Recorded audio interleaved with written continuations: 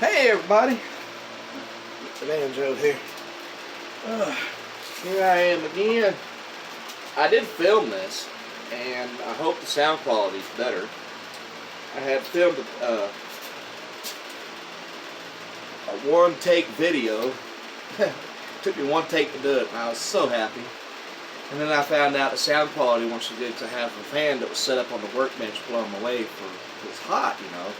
And I'm in this old shed, spider webs, everything in it. I ain't had a chance to clean it up or anything, get it set up tailored myself, but I got plans to work for something else.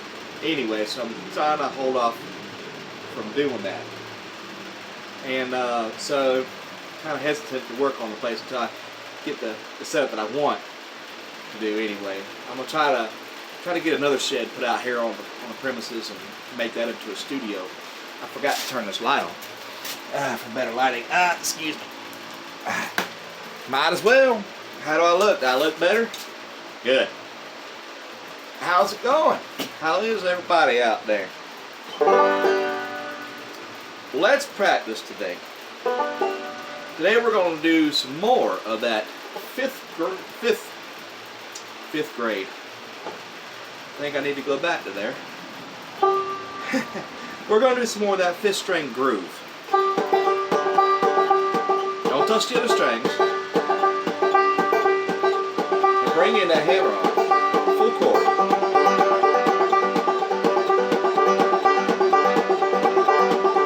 But first, excuse me, my nose was itching, I'm so sorry. That looks appealing on camera. Now, I want to reiterate on something from last week. I didn't do it in the previous video, I noticed, so I want to do it today, or tell you about it. The kind of hammer-on I was using was called a phantom hammer-on or a cascading hammer-on on a full chord. The difference is between an actual hammer-on and a phantom hammer-on. With the actual hammer on your hammer, you're actually striking a string that the hammer-on's going to fall into place on. With the phantom hammer-on, say like you strike the second string open, and then you do a hammer-on on the 3rd fret or 3rd string, 2nd fret, and you don't strike that string.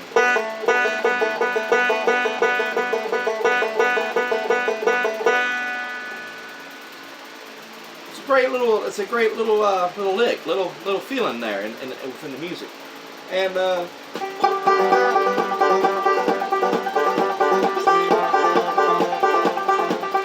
it opens up the door for good dynamics.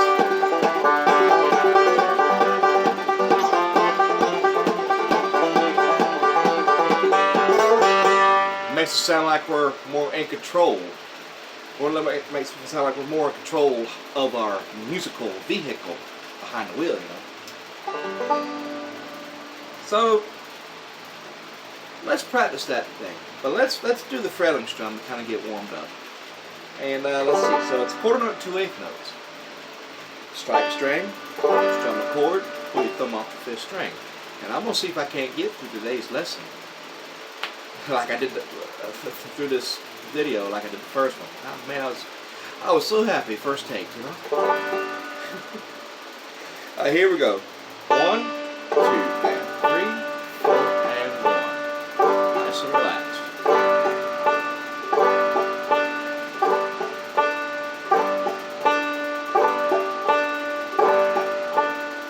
Don't overthink it.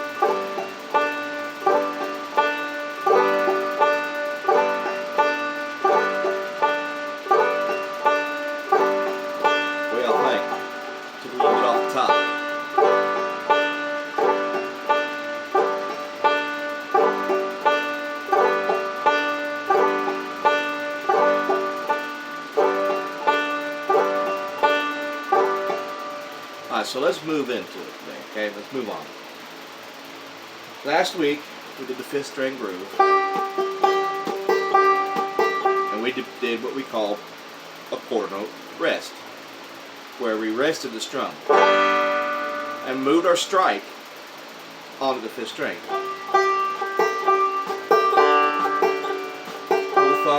you did the 8th note and the strike all on the 5th string. And then we took the hammer on the full chord and put it in place of the strum.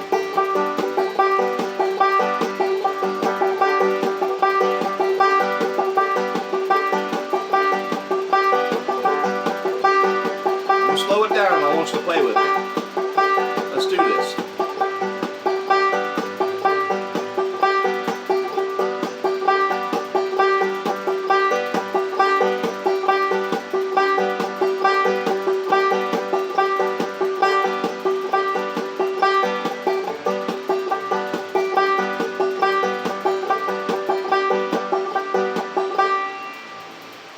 So, last week I told you when we come back we're going to start doing chord changes with the 5th string groove, just like that.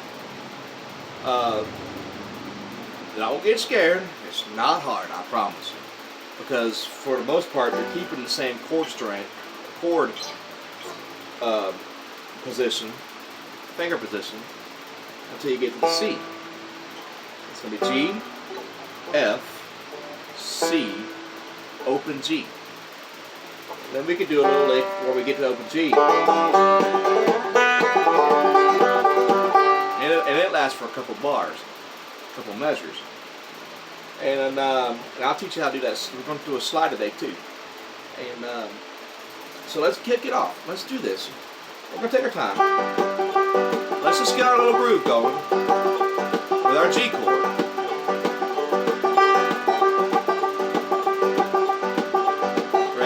Change to the F. 1, 2, 3, F. Stay there for a second.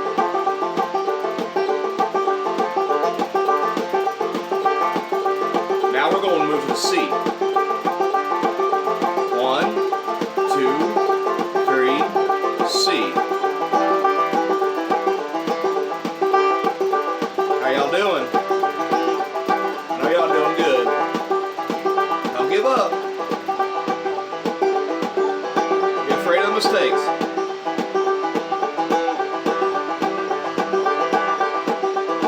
Now we're going to open G. 1, 2, 3, open G. Hammer on. Back to the close G.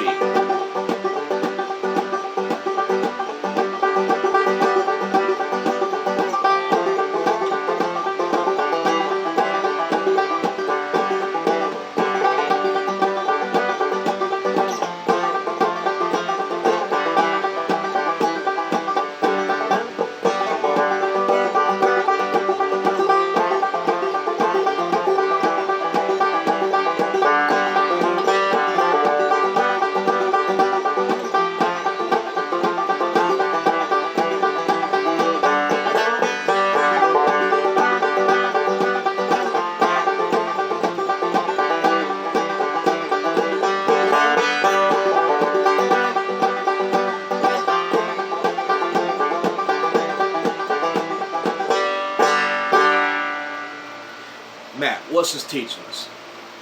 Well, it's teaching you that there's more frailing than just this. You're coming out of the comfort zone. You're playing and toying with the patterns that are presenting themselves there. The rhythm doesn't change. There are patterns there within the rhythms that fall into the groove, that fall into the pocket of each other. This is what it's teaching you. Opens up the whole window to exploration. Different sounds, different little phrasing on your technique.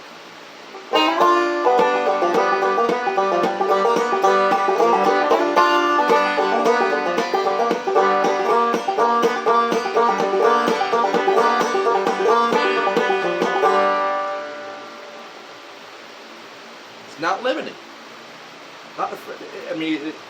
Once you get the basic strum down, once you get the basic rhythm down, you're not going to be in that same mundane thing forever, because your hands are going to be so comfortable with falling into rhythm that they're just going to be moving within it.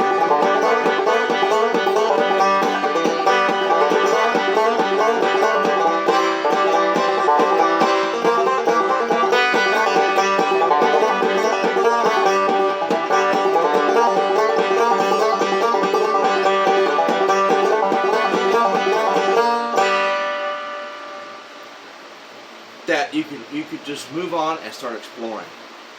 Be in the moment. You don't have to rely on having to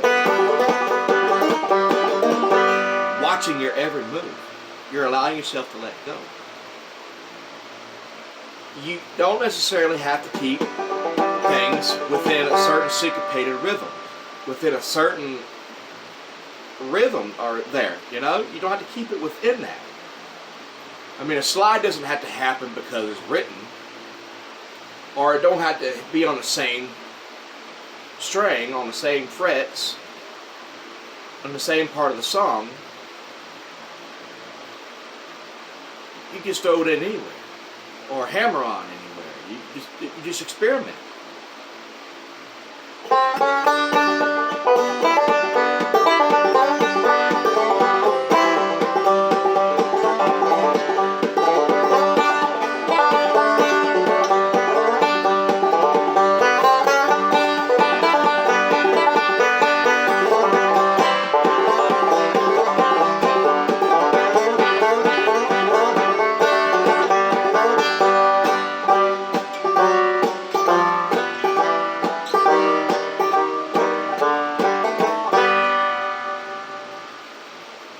So when you practice this, and you go through the chords,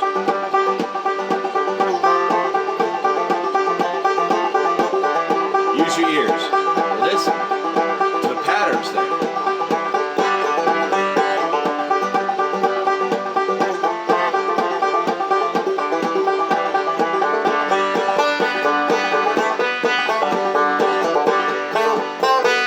And it's no different if you were to play on a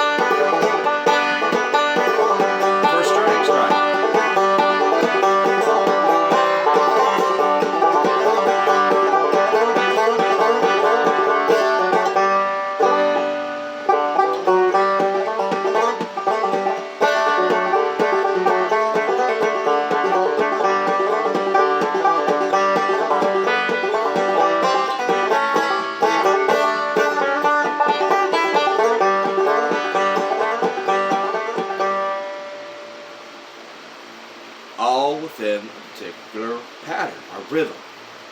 That you could just play around with those patterns. You could play around with those rhythms. Sky's the limit with this. So let's move in to a slide. Let's learn a little bit about the slide. The slide.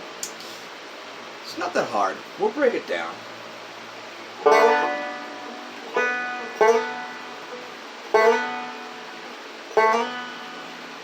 What you're doing, you take your first finger or your second finger. Go to. I usually go on the third string. And you can do other strings. Second string from the first to the third. Kind of gives it a drive.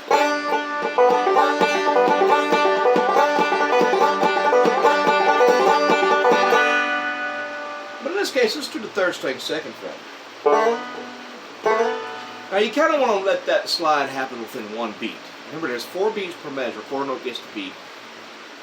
So you want to let that happen within one, kind of like a one beat, if you can. I mean, not a perfect beat. 1, 2, 3, 4. 1, 2, 3, 4. Play that with me. 1, 2, 3, 4. 1, 2, 3, 4. 1, 2, 3, 4. 1, 2, 3, 4. Now, beat 2. Remember, there's 4 beats per measure. Beat 2 is going to happen. We're going to take that to the first string open.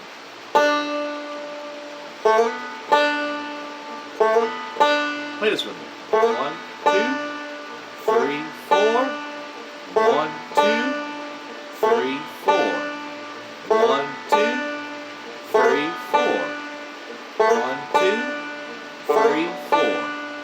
1, 2, 3, 4. 1, 2, 3, 4. Now, third beat. There's a third beat that's got to fall into place there to help keep the rhythm going, the rhythm count going. take that to the third string open. Play your G open. 1, 2, 3, 1, 2, 3, 1, 2, 3, 1, 2, 3, 1, 2, 3, 1, 2, 3, 1, 2, 3, 1, 2, 3, 1, 2, 3, 1, 2, 3, 1, 2, 3, 1, 2, 3, 1, 2, 3, 1, 2, 3, 1, 2, 3, 1, 2, 3, 1, 2, 3. Now on the fourth beat. The fourth beat isn't a whole beat. We're cutting that in half with an eighth note. With our strum thumb. 1, 2, 3, strum thumb. 1, 2, 3, strum thumb. 1, 2, 3, strum thumb. 1, 2, 3, strum thumb. 1, 2, 3, strum thumb. 1, 2, 3, strum thumb. 1, 2, 3, strum thumb. 1, 2, 3, strum thumb. 1. There you go.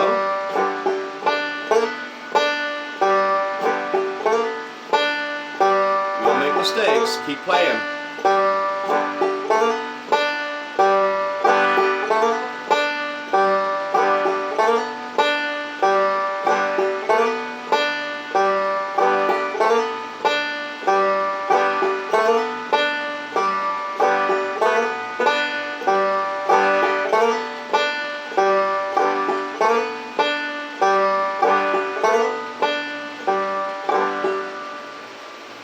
Now, I don't want you to think that when you do the slide, you have to play that sequence of notes, strings, or whatever.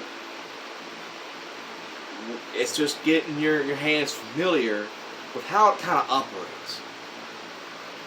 Like I said in the beginning, earlier in the lesson, once you start building up a routine, your hand starts getting set into the routine and gets set into the rhythm, and start falling into the pocket.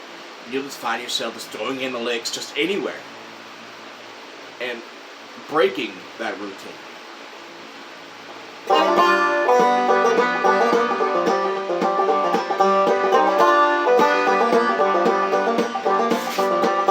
You can even do a slide on an E minor.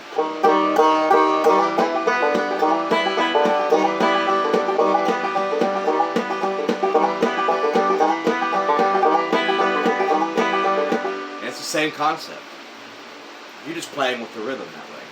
Practice the slide, just the way I showed you. Because it was easy for me to learn it that way. Kind of get the concept of how things flow and how things fall into the pocket of each other. It's kind of given a representation of the patterns. There's patterns within the frailing strum and claw hammer. And once you get those patterns down, you're there, essentially. So practice that. Practice the chord changes with a full chord phantom hammer-ons, I shall say. Don't quit. Keep going. You want to push yourself past the pre-K stuff and past the hard stuff. Don't give up when it starts getting tough. It'll become easy. And then you'll be better than me. And I'm hoping someday you will be. I'm not here to show off to you. I'm not here to, oh, look at me. I'm this big bad bland banjo player, you know? No.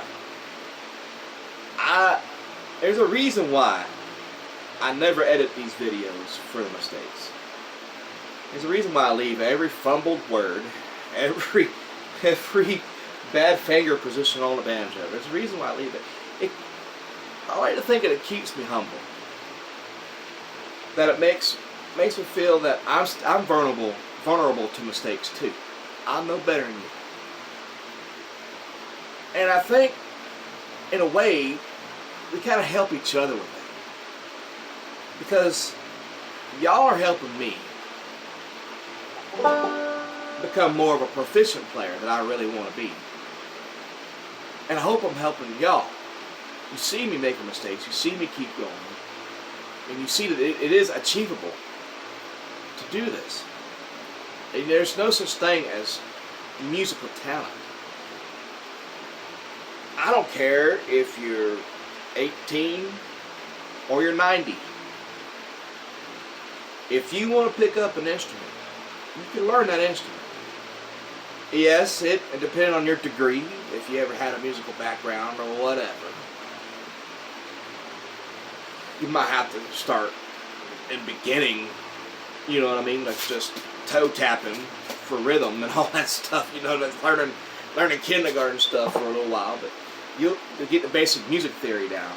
Then you can pick up the instrument or whatever. But I never did that though. I learned when I first got my first black and white harmony guitar. I rebought that, by the way. It's not the exact guitar, but and I sat down. It came with a songbook and a cassette tape, and it showed power chords, you know, and it taught me to strum the chords in a chord note pattern, and I played along with the cassette tape, and it was just rock and roll music, and it was like it was Poison was one of them, Bon Jovi, Whitesnake. It was the various rock and roll ones on there, you know. Because what kid at 11 years old didn't want to be a rock star, and that's what came with the thing. And that's how I learned. I didn't really have any musical theory. I was very basic with my rhythms. And it wasn't until some years later that I started picking up the failing strum. Failing strum really helped me discover more rhythms, playing around with them, even on the guitar. So it took me that many years, almost 18, I think 15, 16, I'm going to say almost close to 20 years before I started getting more proficient in different rhythms. And my rhythm, I'm more of a rhythm guitarist than I am a lead guitarist. Y'all seen them demo videos of those guitars, you know that. And I'm not ashamed of it. I mean, I love it. I love it. And I just want to share. But I did start up a music shop. Y'all have been with me on this channel for a long time that I've been talking about that. I did start up one. And I'm starting to get to the point now to where it's not so hectic. Starting to get caught up. But I'm waiting on one more guitar to sell. Then I'll buy another one, so that way I keep my inventory low. And not have so many guitars hanging around the house. The Squire sold, and I correct myself. I know last week I said I think it was on its way to the West Coast. No, it went up to Ohio. So, yeah. And just know, when you order these guitars and you're on the West Coast, you're out there in California, shipping is astronomical. I shipped a guitar there, a few guitars actually, for $85.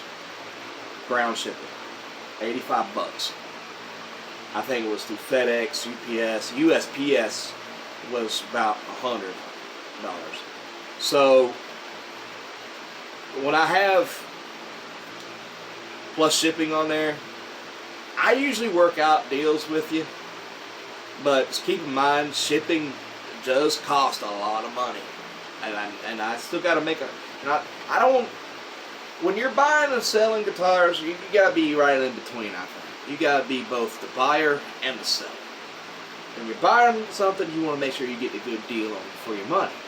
When you're selling something, you want to get the most out of your money than what you bought. I try to be in between. I don't try to skyrocket prices because I get a good, decent instrument at a good, fair price. I stay humble in my prices. And there's sometimes with the shipping that I've had one young lady from California. It was for that banjo that just sold. I didn't sell it to her, but this was months ago when I first got the banjo. I think I had it for sale for it was only $130.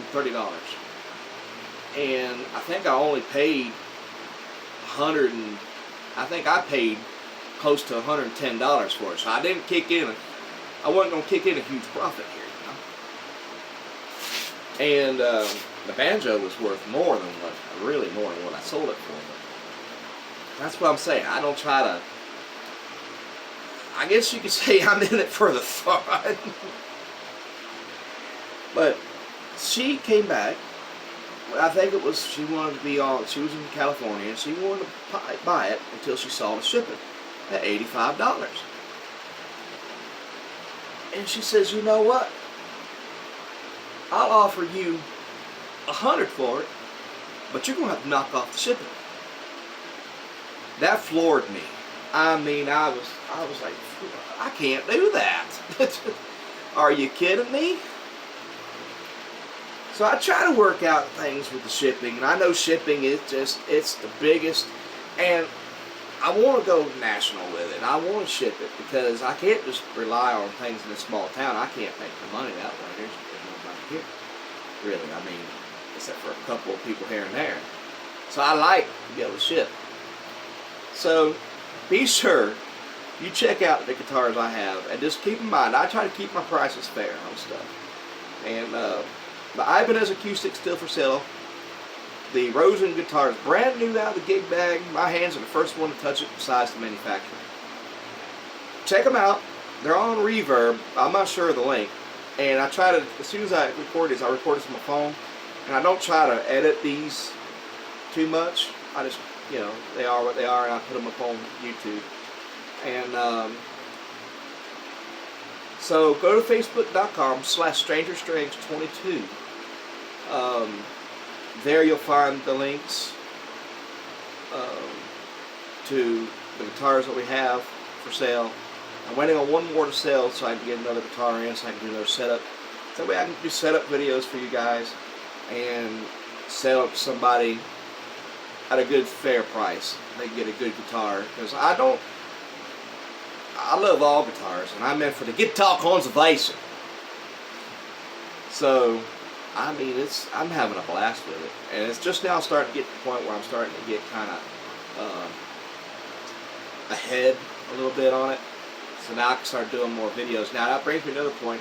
I'm going to extend Series 5 out. I want to give it some more banjo lessons. So the summer camp's going to be a little delayed this year.